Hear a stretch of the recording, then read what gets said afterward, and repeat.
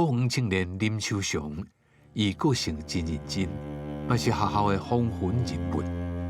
但是有一天，有人来因兜叩门，问无几句话，秋祥就互人掠走。自遐起都毋捌阁倒转来。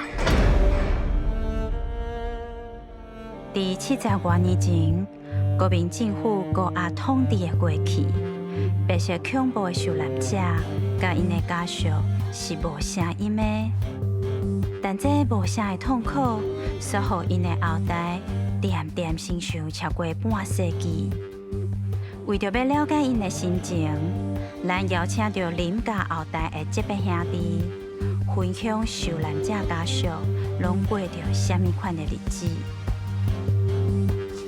若是思念，就伫公司大舞台。